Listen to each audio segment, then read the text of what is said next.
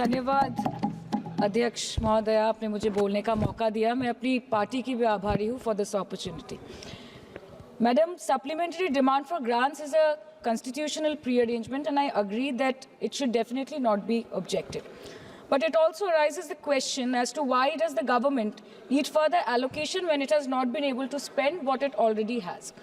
In financial year 24, government's final consumption expenditure was 14%, but it decreased to 4.4% in financial year 25 second quarter. This means that the government has spent much less this year as compared to last year. In the first quarter of 24-25, government spending was 4.15 lakh crore, and many cited model code of conduct a reason for spending less. But in the second quarter, it further decreased to 4.1 lakh crore. Madam, to my simple understanding, this grant is being demanded from the exchequer, but this is the money which is collected from the people, and it is meant to be spent for the people.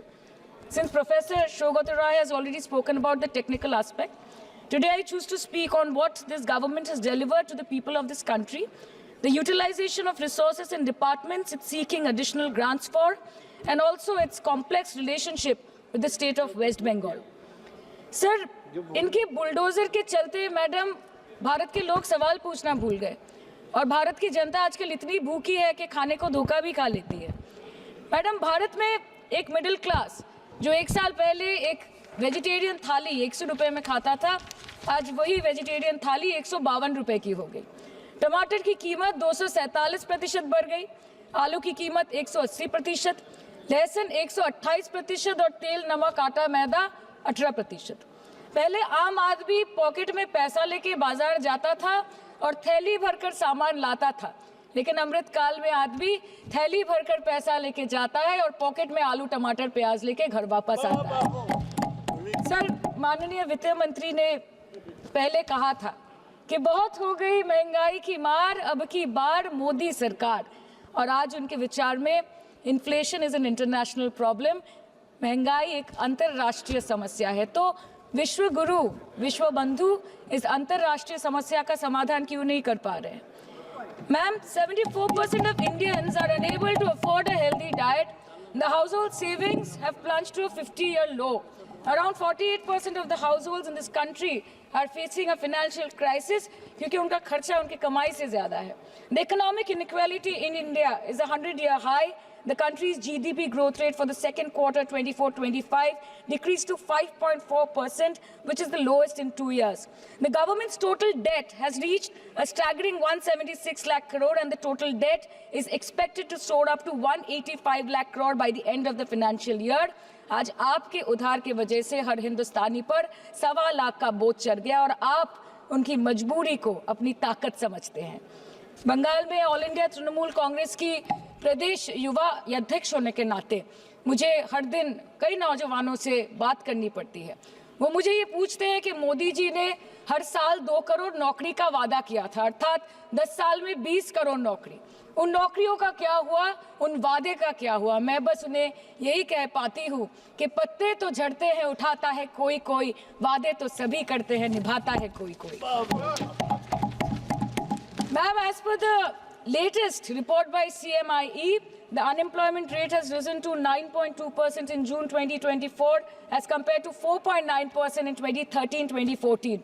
Female unemployment rate is much higher at 18.5% in June 2024 as compared to 7.7% 2013-14.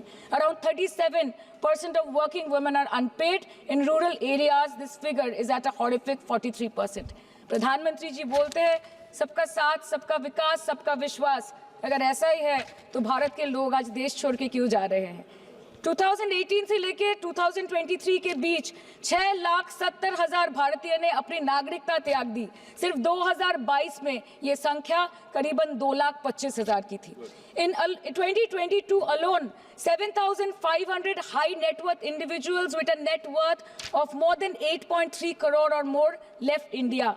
नवंबर 2022 से सितंबर 2023 सिर्फ 10 महीने में 96,917 Indians were arrested attempting to cross the United States illegally. Modi ji कहते हैं कि वो सबके साथ हैं, मगर ये आंकड़े बोलते हैं जो सबका होता है वो किसी का नहीं होता। और बंगाल के साथ तो कुछ अलग ही रिश्ता है इनका। The relationship is that of quid pro को, ठुकरा के मेरा प्यार मेरा इंतकाम देखेगी। मतलब वोट है तो नोट है और वोट नहीं तो नोट नहीं। As per the available reports, as on 19 July, rupees 1.23 lakh crore is already due from the government of West Bengal against flagship programs like Manrega, PM Awas Yojana, Gram Sadak Yojana, National Health Mission, Central Food Subsidy. Further, 40,806 crore is projected dues against these schemes, bringing the total amount to a staggering 1.71 lakh crore. Madam, health care की schemes में सिर्फ fund हमको दिया नहीं जाता क्योंकि colour coding match नहीं करता है। सो आप सबका साथ सबका विकास जो बोलते हैं, is it hinging on colour coding? आपको रंग पसंद नहीं तो आप बंगाल के लोगों को पैसा नहीं दोगे और फिर आप आके बोलते हो कि हम बंगाल में जीत क्यों नहीं पाते। Ma'am, this is the reason, this step motherly attitude, जिसके लिए बंगाल के लोग हर बार इनको बड़े बड़े रसगुल्ला खिलाकर वापस दिल्ली भेज देते हैं। Even after making several attempts to crush our aspirations and our economy, Bengal government stands tall and true towards the commitment towards its people. Bengal में सिर्फ दीदी है तो मुमकिन है। The West Bengal government started transferring money to the bank accounts of 21 lakh people who worked for 100-day scheme without receiving any payments from the central government for Manrega. Even before Ayushman Bharat, in Bengal, Shastro Shati, a cashless scheme was launched, providing treatment cost up to 5 lakh for per person belonging to any strata of the society. आज कलकत्ता के किसी आलिशान private hospital में जहाँ पे एक अमीर आदमी की चिकित्सा होती है, वही बगल वाले बेड में एक गरीब मजदूर, एक गरीब किसान की भी ट्रीटमेंट होती है। यही है ममता बनर्जी का विकास। और आपके अमृत काल में the cost of medical treatment has been doubled in the last 5 years। आप फार्मास्यूटिकल्स की, सर आरजीकर पे बात ना बोले, आपकी सीबीआई पे अभी तक कुछ बोल नहीं पाए। हम लोगों ने जो, हमारी पुलिस ने जो बोला था, they are still sticking to that. So उसके बारे में मत बात करें, ठीक है? आप उत्तर प्रदेश के बारे में बात करें ना sir. Sir, medical inflation is at 14%। Regularly लिए जाने वाले दवाइयों की कीमत 50% बढ़ गई।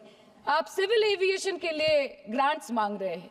एक डोमेस्टिक फ्लाइट, उसकी राउंड ट्रिप की टिकट 20 से 30 हजार में बिक रही है। आम आदमी आज हवाई चप्पल पहन के हवाई जहाज नहीं चल रहा, आम आदमी हवाई चप्पल बेच के हवाई जहाज चल रहा है। You are demanding funds for education but conveniently ignoring the fact that 11 lakh children have dropped out of school according to your own data. आज भारत में सिर्फ 47.51% स्कूलों के पास कंप्यूटर की फैसिलिटीज है और उसमें 33% के पास internet connection. In law and justice, you are not been able to provide legal aid to more than 1% of the eligible population. In public enterprises, 5.1 lakh public sector jobs have disappeared in the last 10 years. Railway में करीबन 2.5 lakh post बाकी हैं और उसमें से vacancy है in critical safety categories. नए भारत में आजकल ट्रेन पटरी के ऊपर कम और पटरी के बाहर ज्यादा चलती है।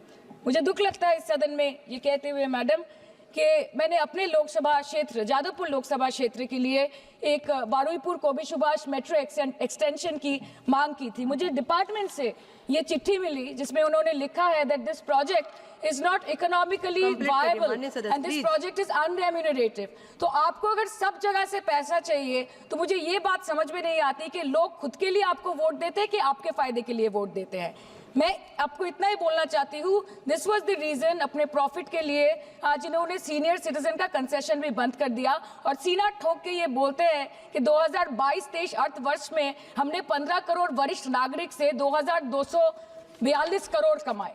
मैडम, मैं 2 बात और बोल के खत्म कर दूंगी कि लोकसभा पे खर्च करके क्या फायदा मैडम, जब यहाँ पे विपक्ष को बोलने का अधिकार ही ना हो। लोकसभा के लिए भी तो ग्रांट मांगा है ना मैम। और अभी सर बोल रहे थे कि बेटी बचाओ बेटी पढ़ाओ, तो 10 साल पहले मोदी जी ने लॉन्च किया था, लेकिन उसके 80% पैसे सिर्फ पब्लिसिटी और मार्केटिंग और एडवर्टाइजमेंट में खर्च कर दिए। आपके उत्तर प्रदेश, मध्य प्रदेश, राजस्थान में ना बेटी को पढ़ा पा रहे और ना बेटी को बचा पा रहे। बंगाल आए और देखिए कि ममता बनर्जी ने विधानसभा में अपराजिता एंटी रेप बिल पास किया।